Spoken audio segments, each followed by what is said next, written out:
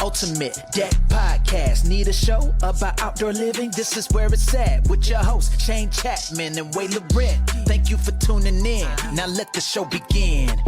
Yeah. The Ultimate Deck Podcast. Let's go. Welcome back, you beautiful people. Wade and Shane here. It's been a minute. That's not true. We've been really... Well, we were pretty steady with these. But we've been recording them in bulk, so it feels like it's been a minute since you and I have sat down and recorded them. Haha, we tricked It's them. been 3 or 4 weeks, but they've been rolling out every week, so that's good. How are you today? I'm so good. Good. I had a new intro recorded for this like months ago. That was so funny. I was listening to that intro, and I was just going to say that. So you know that you it's don't... been done for a while. Just because you have nothing on your plate. The only thing that bothers me is that the web address is still wrong at the end. It's like ultimatedeckshop.com. And it's like, we've been using tuds.ca for years. So I'd like that to change. But I really dig the vibe of that, though. Like, I like the hip hop one. No. Okay. Well, change it out then. Change it. Well, we're changing everything. We're changing what we sell. We're changing how we sell. Yeah, you even changed your underwear last night. Yeah, I did. So the new one, I can't. It's been a while since I listened to it. Ran out underwear. But I believe it's much more like back to like Frank Sinatra radio DJ sound, like oh yeah, podcast. Those are pretty good. You know? That style again. Then we could do country next. I thought we were going to. So that's funny because the request I made to the guy who made it, I was like, I want it to be like country hip hop, because you and I got on a kick of country hip hop, like that genre of music, a couple years ago, and I can't remember the songs we were listening to. But if like people are probably like, "What are you talking about?" It's like there actually is a genre of music. I'm gonna look it up because I remember that. I don't know if they call it country hip hop, but that's what it is—a blend of country music and hip hop. It's very like, it has a very like Southern U.S. style sound to it, because it's like a mixture of like of hip hop culture and redneck culture. So it's good stuff though. So I asked the guy to make it like that, but I don't think he knew what I was talking about because he didn't really hit it. But regardless. Yeah, I'm gonna look it up. Country hip hop, right? Country. Yeah. Are you gonna try to play one live on the show here? Like if I find the song that I'm thinking of, I will. I don't remember, like there was one song I remember that hooked us on it. And you know what? That was more than a couple of years ago. That was like 6 years ago. Because I remember it was when Dave was still working with us, because it was him that first introduced us to that one song. And then I remember we were actually out at Round Lake listening to this genre of music constantly. Yep. So anyway, everybody's like, can you shut up and enough? Get on with it. Yeah, exactly. Hockey games last night. Oilers blew it. Ugh. Had a 4-2 lead and lost 5-4. Didn't they have a 4-1 lead at one point? I thought they had a 3-goal lead. It might have been. I don't remember how that exactly played out. But every intermission, all the panel was talking about was how much, like, the Oilers were laying the boots to the Canucks. They were like, remember everything we said before and the Canucks couldn't let happen? They're letting it happen at will. Right now. Like, the Oilers are just walking all over them here. And it's like, then all of a sudden they lose. How'd that happen? Son of a gun. You know why? Because they quit playing. This is what happens. This is a very dangerous thing to do, is to get too many. Tell me about it. Too many, like too far out in front, and then you just stop. Yeah. My adult safe team, it's like, don't go into the third period of the lead. It's dangerous. That's a dangerous place to be. That's how you lose. Yeah. That's how you get smacked. So I watched the Florida-Boston game 2 nights ago. Not this one, but 2 nights ago. 3 nights ago. And Boston was up 3-1. And then in the third period, row. And then in the third period, Florida comes out, and in the first 5 minutes, they outshot them 11-1. The Boston coach calls a timeout and was like, guys, we can't just sit back and hold this 2-goal lead. Like, we're going to get thumped for sure. And then they scored the next goal. Boston scored the next goal, and it was like, all right, here we go, back to offense. And then they ended up winning that game 5-1 or something, right? Yeah. Yeah, they got beat. That happened to Edmonton last night, and they're like, okay, got the lead. Here we go. Yeah. Everybody stand at the red line, and then you just get smoked. Scored on. Crowd gets in it. You're like, what do you... Especially when you're in somebody else's rink, you just have to you have to bury them. Don't let that momentum shift. Ever. So, silly buggers. One of the songs that I'm thinking of is Old Town Road. Oh, yeah, that's one of them. That's a pretty good example of it, right? And And Florida Georgia Line has this is how we roll. Shut your face. This is how we roll. No. Yeah. No. There's no Florida Georgia Line in this. Come on. Wasn't the one I'm... No, I mean... Oh, no, this is not... This is Old Town Road. Right, but... This is the kind of music. This is country hip hop. Yeah, but this is like too mainstream. The one we're thinking of wasn't about like blue jeans. There was like a song about jeans or something. Nah, no. You lost me. I'll find it and then I'll send it to you. We'll actually play it. You're actually pissing me off that you brought up Florida Georgia Line in this conversation about country hip hop. And then like Little Bit with Nelly and Florida Georgia Line. No. Yes. Wait, these are supposed to be guys you've never heard of before. They're just like grassroots from the what Swamps. am I trying to say? The These swamps. guys were That's from what I the was trying to say. swamps From the that we were swamp. listening to. They're just like, they weren't huge. It wasn't Florida Georgia Line. My Lord. Wasn't Florida Georgia Line. Anyway, we listened to it a lot in golf. You should I want you to find it now, but I'm disappointed that that's what you came up with. I find myself so distracted that I can't actually talk. Right. And look. That happens to me too. Okay, fine. So let's get on with the show then. We'll talk about your nipples on the next podcast, on the next episode. Oh boy. I golfed yesterday. Okay. I went for a round of golf last night. Okay. After work. There were so many signs that I shouldn't have golfed. So here's what happened. I showed up at the course. It was closed the first time. I walked in and I was like, I'd like a cart. And they were like, nah, it's too wet. You have to walk. So I said to Luke, I was like, I'm not prepared to do that. I don't want to walk. Not for the first round of the year. Yeah. But I was like, whatever. Then, this is it. I just need you to get real loose. Like you're connected on Bluetooth. That worked out really well. Who is this? Grab your loved So ones. this used to be a big TikTok Or song grab too, your right? love Yeah. partner. And if you're by yourself, no worries. Blanco Just Brown. follow after me. That's not the one I'm Gonna thinking of. do But the two-step, yeah. then But this is it. This is country This is hip fun. hop. Country hip hop. Right? Why can't our intro be like this? They should be like this. Come on. Do it. So there's that. But that wasn't the one we were trying to think of. But No. that one came up and I was like, oh, I know this one for sure.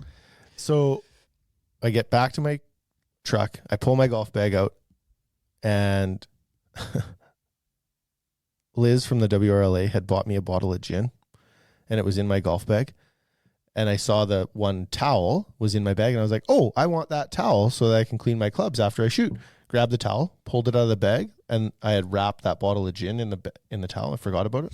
Fell on the road and broke. I spilled a whole, like it was like an $80 bottle Was of this gin. in front of like, Luke.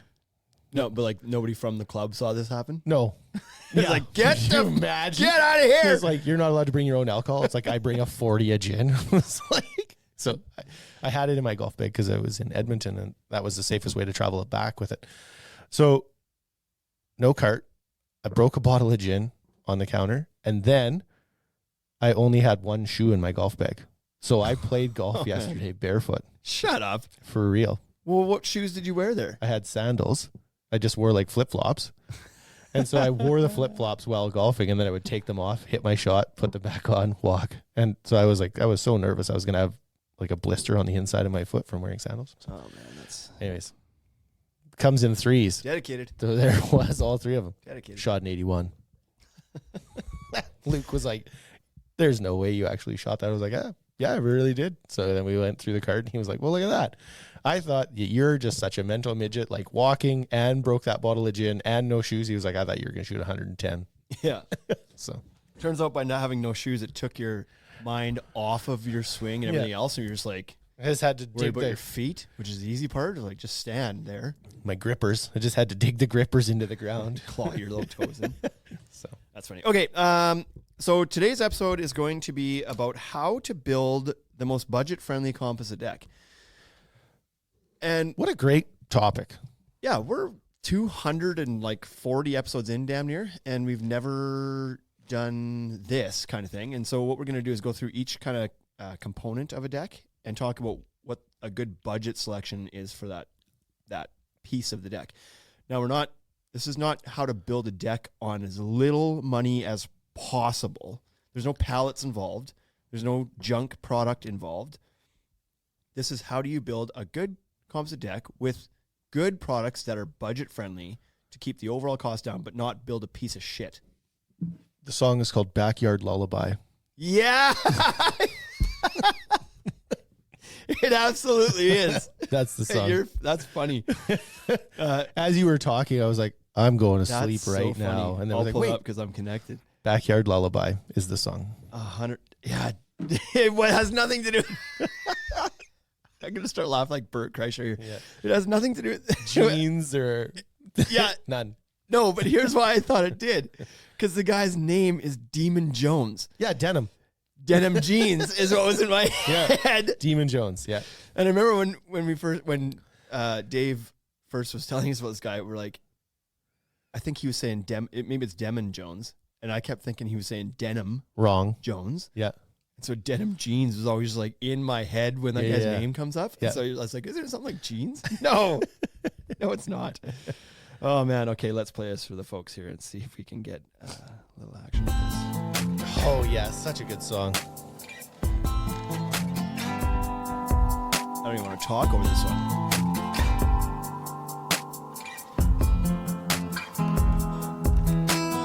I'm not trying to complain, I'm so thankful for what I got. I work my fingers to the bone, but these bills, they never stop. No matter how much overtime I get, it ain't quite enough. The mortgage gets late, something breaks, and that's when the times get tough. And bad things come in threes, but I wish that wasn't true. Man, this guy's going to blow up now. I can take another after this one and two. He's going to be so rich. Over our head and plenty of food to eat. Clean clothes for both of the kids, socks and shoes on their feet. Man, They got we no should idea. see how many people can I'll like never let them see tag sweat. us I'll do in a what I gotta job do site to post make with it them right playing with this no song. regrets. And if my stress gets too high, then I'll take a step outside. Embrace the sounds that nature makes go. my backyard lullaby. Listen to the crickets sing. The rattle of the dog chain. So good. Listen to the southbound breeze just creeping through the trees and the creak of the weather vane. Okay, let them discover this on their own. No. I'm in. Oh. Turn my troubles down low, Lord, soothe my soul. One more time with a backyard lullaby. Like every other working. Man, come on. That's so good. Yeah. You're welcome. If you're listening to this, contractors, play that song on Tag your us. job sites, record a video, and tag us. This will be fun. That'd be so fun. Like little micro viral portion of this song. And tag Demon Jones. Demon Jones. Demun. So good. Backyard lullaby. Okay. So we thought we'd go through each component of a deck and give you a suggestion for like what we would still do. I would still build this deck myself. If I was on a budget, this is how I would do it. I'm not going to go buy cheap, absolute trash composite decking from some. Yeah, you're not going to place buy that like ordered normal a shipping container and spruce lumber or right. break down You're a pallet. Still You're going to do like- it properly. Yeah. Okay. I can get behind this. Sure. And then what we're going to do is we're going to follow it up with another episode that talks about if you were going to build a lifetime deck, you want this thing to last forever. No longer was budget the primary concern. You just want this thing to be built super solid and forever. Then what would I do then? It's funny how differently I speak to people on job sites, like or at their house when they're talking about that. So I just went out to someone's house, did a site visit the other day, and they're like, "Oh no, we're not moving. Like this is our house, and we're staying in it forever. Like we're gonna have a family and raise our kids, and we're staying here." And I was like, "Okay." So then, now you have a totally different conversation about like adding lights because now the deck is going to be there forever. Yeah. Right. They sound like they planned their life out so much better than I did.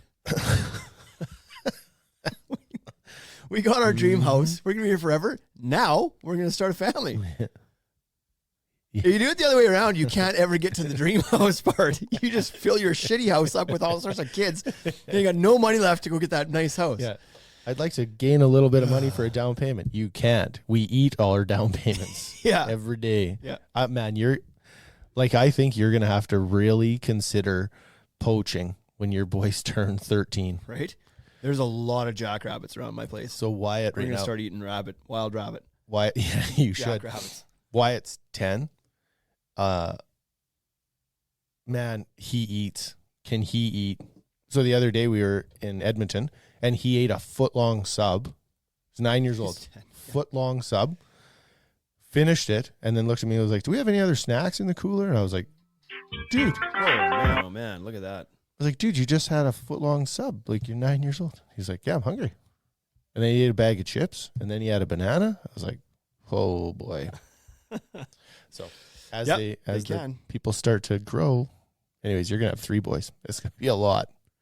Yeah. Well, 4. One's old enough, though, that he's eats a normal amount now. Yeah. Like, he's 17 and a half.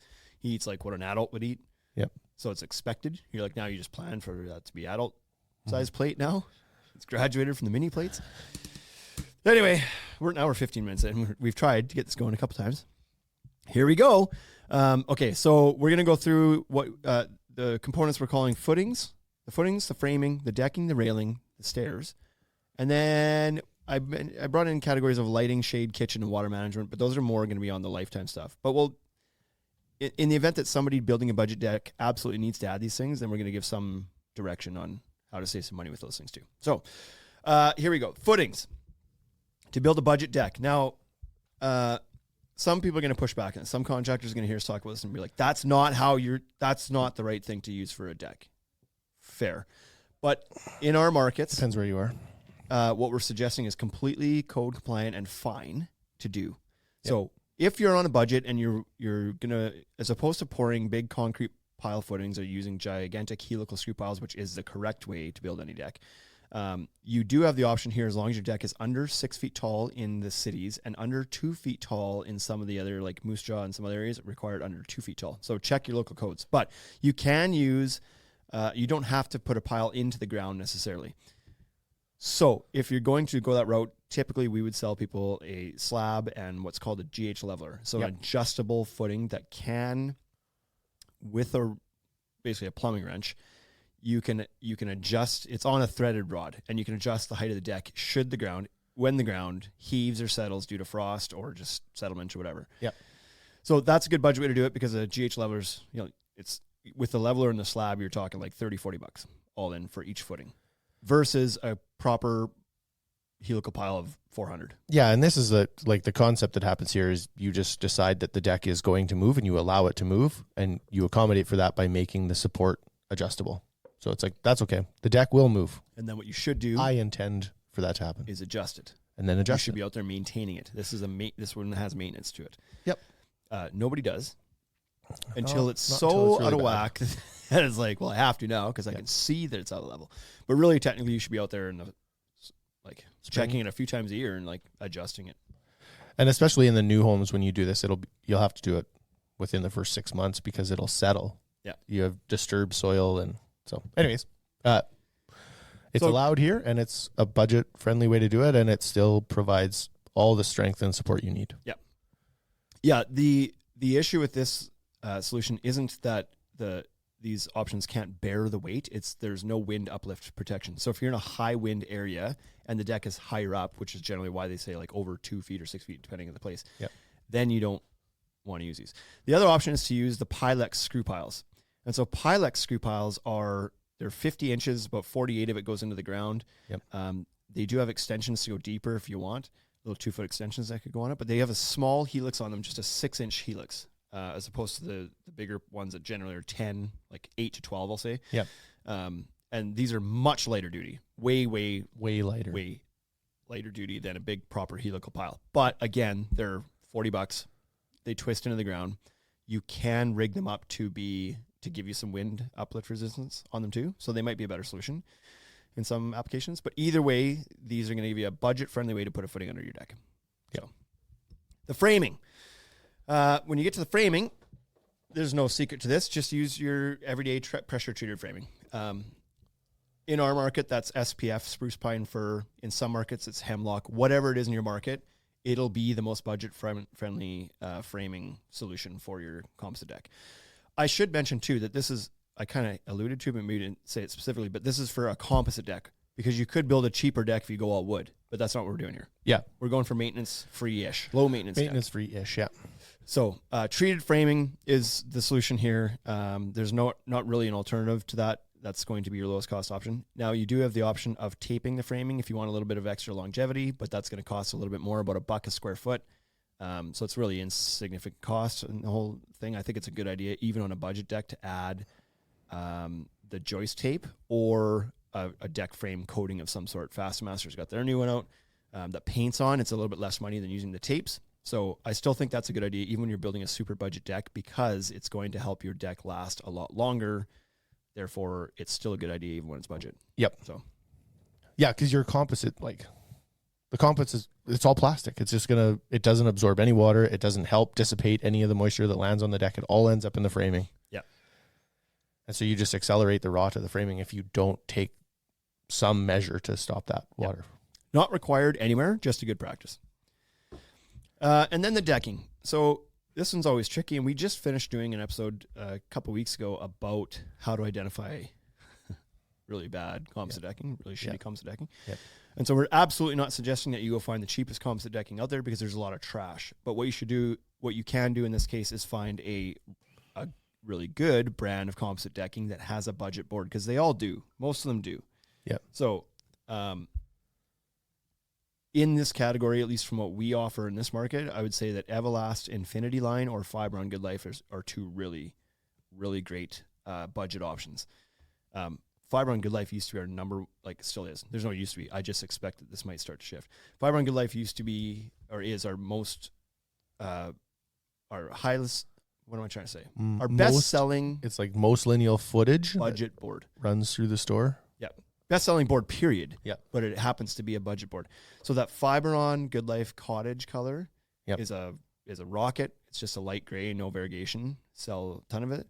They do have the Good Life Weekender line as well. Sorry, that's the Weekender line. The Escapes collection as well, which has some variegation to it. It costs a little bit more, but I think it's worth it. It looks a lot nicer to add a little bit of color to it. Yep. And now this year we actually have the Everlast Infinity line, and boy, oh boy, like this is going to sell.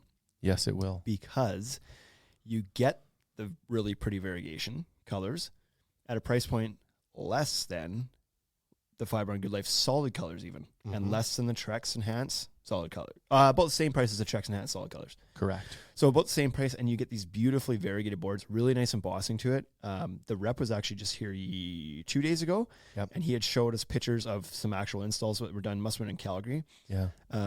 With the Everlast Infinity on a full deck now, and the coloring is so freaking good. Yep. Like you see it on the 2-foot samples in our store, and it looks really, really nice. And then you see it on a full deck, you're like, holy crap, there's more variegation to that than I thought. Yep. And it's not as blotchy as like Fiberon Good Life in the Escapes collection. You get like kind of blotches of color streaked in. It's like 4 feet of not much color, and then kind of like a streak. Yeah. A lot more consistent coloring through the Everlast Infinity as well. I think it's a great option. Both these boards are good though. Trex does have their enhanced line, which is a good option too. These are all good brands that will give you what you're looking for. That low maintenance, no maintenance, a good long warranty, and should something happen to it, there's a company standing behind it that is that's been around a long time and actually backs their warranties. Yep. So, anything to add to that? No. Fine. I think you killed it. Good. Railing. So if you're going to go railing, if you're going to go composite, decking, you're going to go some sort of maintenance-free railing as well. I actually think that even if you do a wood decking, that aluminum railing is the way to go. I agree. I just can't. When people come in and they're like, I want to do a wood rail, wood picket, wood post, it's like, God, that's so much work to maintain that later on. Yeah.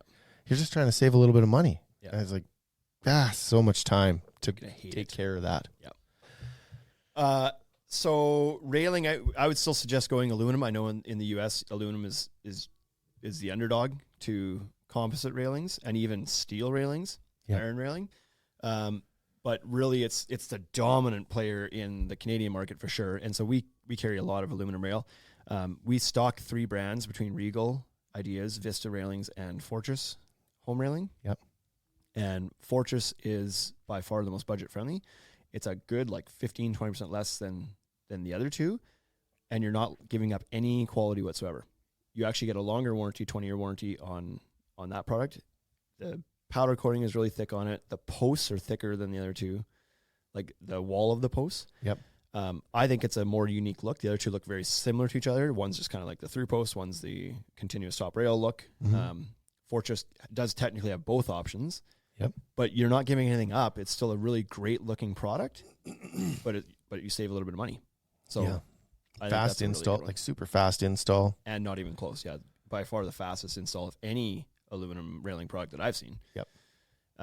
So it's a really good option if you're looking to save money but still get that low maintenance. And it's all like a bunch of this stuff is done so that if you are DIY and putting this together, it's actually pretty easy to install this system Yeah. as well. They all are, like between the three we mentioned, they're all pretty easy to put together. Like they're all intended for DIY Yep. installation. Yep. They're all coming, well, not all. The other two come in broke down packages. So you buy a pack of pickets and they snap in, both Regal and Vista that work that way. So it's not hard. It just takes a little bit longer, but they're all friendly. Cutting that last spacer is always so wildly dangerous. Yeah, that's the tricky part.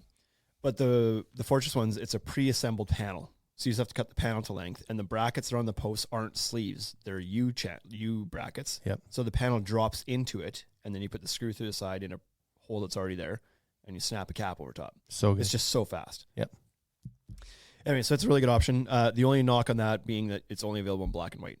If you want other colors, And that's fine. no dice. But 90% of the market is black and white. That's right. So, stairs might seem like a weird thing to include in here, but there is such thing as less expensive stairs and more expensive stairs. And so Absolutely. what we're suggesting here is using a metal stringer and just putting treads down, as opposed to like trimming out a full staircase.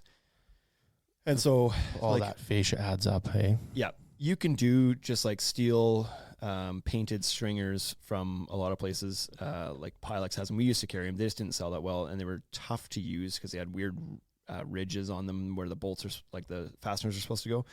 We actually switched to stocking aluminum stringers from Regal, the Quick Step line, for a couple reasons. One, they look way nicer. They're a much, like even exposed when you see them, they still look really nice. Yep. They come in 3 colors, so black, white, or their yard bronze color. So you got a brown, a white, and a black option on them. They look nice. They install easier. And they actually have some accessories too, like a riser cover. So if you want to close in your risers, you don't have to use your deck boards. There's a little cover that snaps in to the riser and covers that in too, and it matches the color of the stringer itself. And then you just put down either the Quick Step treads, which are 4 foot wide fiberglass reinforced treads, but they only come in brown and gray. Or like a dark gray, like a charcoal gray. Yeah. Or you can do just the composite deck boards that you're putting on your deck, put them on the stringers too. So that's a nice budget-friendly way to do a set of stairs. It does complicate the installation of railing a little bit more because you don't have anything now to bolt.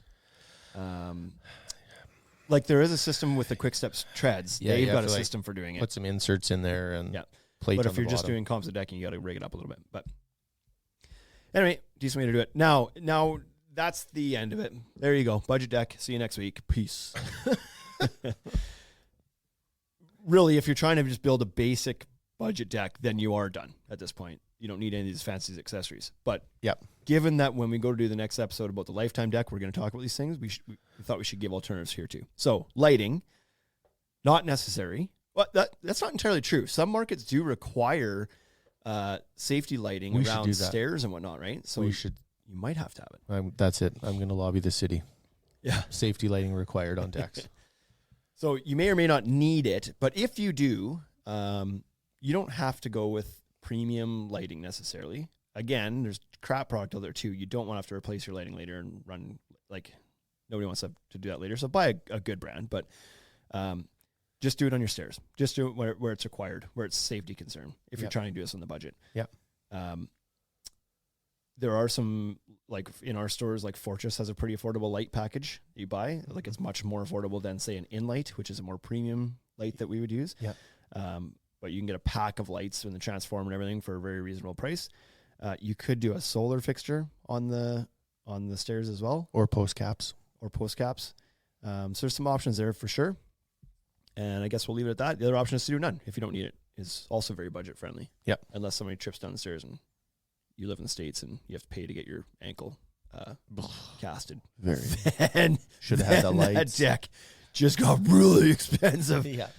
If you're in Canada, no big deal. Just go to the waiting room for 6 days and then eventually you'll get it set and it'll be good to go. Shade. So again, not not a requirement, but if you do want to do a budget-friendly, DIY-friendly shade option, the Toyo Grid pergola kits are very DIY-friendly. Yep.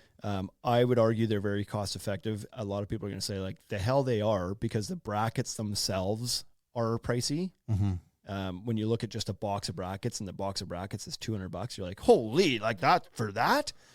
But then when you're like, but what does that box of brackets do for you, though? Right.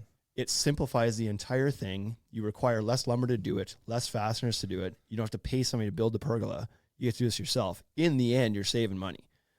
In the end, you're going to get a 10 by 10 or a 12 by 12 pergola for $1,200 all in, lumber and everything done. Yep. That's a low cost pergola, shade sail and everything. Yep. So yes, the box bracket's $200. The whole pergola is $1,200. That's cheap for a big pergola. Cheap. Yep. So you have that option. Inexpensive. Kitchen. A lot of people do want to have built-in kitchens nowadays. On a budget deck, here's a tip or a solution to make it feel a little bit more custom, is just to build some side tables for your existing barbecue. So you've got a barbecue, it maybe has some built-in side tables. You can take those off. Yep. Build a couple permanent side tables beside it that maybe have a door that opens, whatever. Out of the composite decking you're using, maybe you have some scraps from the project you can build them out of. Yep. And it gives it this built-in permanent structure, and then maybe you can build yourself a bigger work counter space than what you had on the side table of your barbecue or something, right? Yep. So it's a decent way to do that. And then you can build in some storage underneath as well to store all your barbecue crap and whatever. And yeah, so if you're going to do it, that's the way to do it on the budget. And water management. Again, for a budget deck, Dexter Dry. probably don't need it, but if you do, we do have an option from Dexter Dry that is a lower cost solution than a Trex Rain Escape or a Zip Up or a lot of the other underdeck ceilings or whatever. It's a gasket system that goes in the grooves of the deck boards of composite decking and essentially makes it watertight just with that rubber gasket that gets compressed between the deck boards. So if this is something where you like, hey, I want to be able to store my lawnmower and my patio furniture under the deck and I want it to be dry, but I don't want to spend money on like a more expensive system, then Dexter Dry can allow you to do that. The only knock, I shouldn't say knock, but the only thing to be aware of is that you do have to then face screw your decking. I think that's a knock. I do think it's a knock. You're using the grooves, right? Yep. So I think it's a great option for like in our stores for customers when it's a smaller deck, maybe it's a front stair landing or something like that, or it's like a little 10 by 10 builder deck out the back and they're just using it for storage and it's not 400 square feet that you have to face screw. Yeah. It's a smaller project, so it's not a big deal to go face screw everything. I think it's a good option for that. And like it's an option for bigger decks too, but it's just there's a lot of work on a big deck. then the pros and cons balance out a bit more with the other options. Yeah. So yeah, absolutely. So that's essentially it. There are ways to save money on this during the build as well. We're going to do a whole separate episode about that. About way to tease them up. Yeah, about how do you plan, and what are some tips during the build that you can do to save some money as well. So this was product focused. These are the products that you can kind of use to achieve a lower cost deck. Because what people don't understand sometimes, they just think everything's expensive. But what they don't understand is that composites in our store, composites run from $3.50 a linear foot up to $12.50. You get into a millboard, we're talking like $16 to $18 a linear foot versus $3.50. Yep. It's a wild gap between the low end and the high end. It's crazy. But what most people are after on a composite deck is something that's going to look great years down the road and I don't have to maintain it all the time. And they all give you that. Any one of them.